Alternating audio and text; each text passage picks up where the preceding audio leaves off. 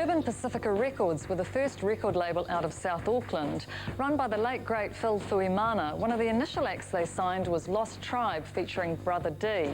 Brother D, along with YDNA, was inspired to start his own record label that took South Auckland to the rest of New Zealand.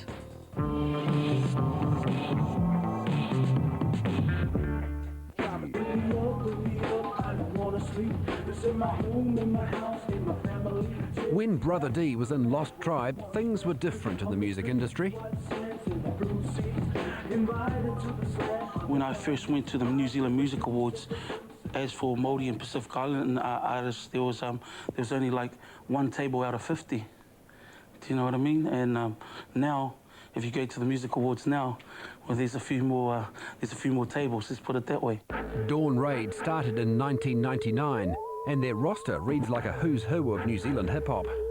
People that have been on Dawn Raid label, everyone from the start. I mean, we've had DJ Severe, before Scribe was signed, we had Scribe, Mareko, Savage, Aradna, Decepticons, Addies, you know, Brother D.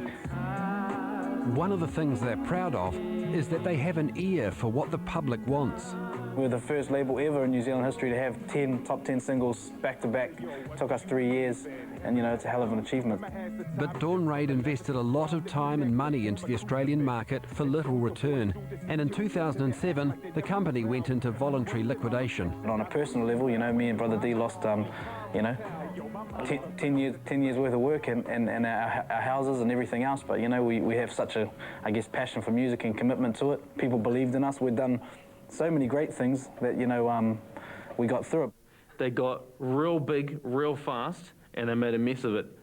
And it's testament to them that they can get back on their feet again and do it all over again, and they have. Two businessmen bought the company, leaving Brother D and YDNA in charge. And with songs charting in New Zealand and Savage signed in the US, the pair are back on top. It's what this small idea has allowed us to do. It's been an incredible ride, and it carries on to be as well. Māori show bands ruled in the 1960s, the Quintickies, the Māori High Five, Māori Troubadours and the Māori Volcanics. Many of our wonderful products, in one field anyway, find their way to Sydney. The Māori Volcanics are playing at a suburban Sydney hotel. They found they couldn't operate satisfactorily in New Zealand. We're too small and we tend to underrate homegrown ability. The Volcanics, like many of the show bands, were based in Sydney, where an emphasis was placed on being Māori. One thing we always did was we always opened with a Māori song. As an opener, we always did a haka, just to identify us as Māori. Another important show band trait was the humour. We'd take a song and turn it into a skit, make it laugh, because, you know, laughter is international, and if it's visual, you don't have to speak the language. The Māori Volcanics featured superstar Prince Tui Teka. Tui was one of the finest Maori ambassadors that I've ever seen. When we came here in the 60s, he was #1. He was #1 in Australia. He was known then as Prince Tui La Tui. That was his show name. We went all over Australia with Tui, and yeah, he was a pretty special guy. They knew him and they still remember him. The Māori Volcanics later included Billy T. James before he became a household name as a comedian. Members had to be multi-talented. Most young musicians centre on one instrument now. For 6 or 7 people, you need to have them more versatile. The younger musicians, they don't want to put the work in. It's a lot of work. Believe me, it's hard work doing show band.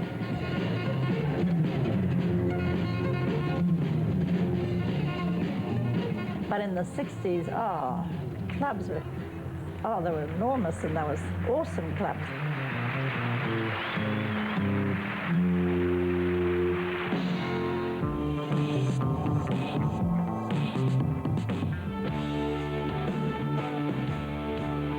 She had been rocking the country for 14 years when in 2002 they changed their name to Pacifier. Man, there were a lot of haters about that, but I totally understood why they did what they did.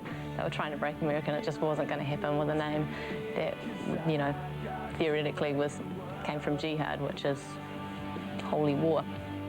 But the band had trouble selecting a replacement name. Like, we were so close to just abbreviating it to the Had, because that's what we were called in Australia. You know how they abbreviate every name. And it was like, oh yeah, I could live with it. The Had. Just about to go with it, and then a band from Canada came back and said, we're called The Had. And it was just like, who would come up with such a stupid name for a band, you know? They became Pacifier for one studio and one live album, but in 2005 they were back to She Had. The band were angry both at themselves and how they were treated. They needed to make Love Is the New Hate on their own terms, warning the record company to let them do their own thing. Don't even bother telling us to write singles. Don't even bother telling us to think about this or this movement of music or that or this.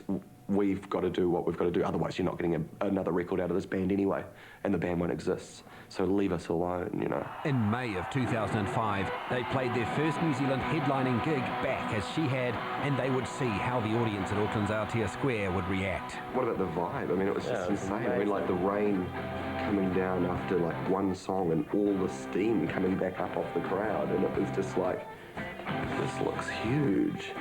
Every time you opened your eyes and looked up, it was like, this is in the middle of downtown Auckland. It's great, you know. It was official. New Zealand had taken She Had back into their hearts. I mean, it was one of the more triumphant moments of the year. Was, definitely. It felt like we owned New Zealand for 60 minutes. Yeah. I suppose. Thank you so fucking much! Well, next week, the New Zealand band that's a total joke, but in a good way, the band breakup that made the news, and the story of our top twin, who it turns out isn't actually a twin.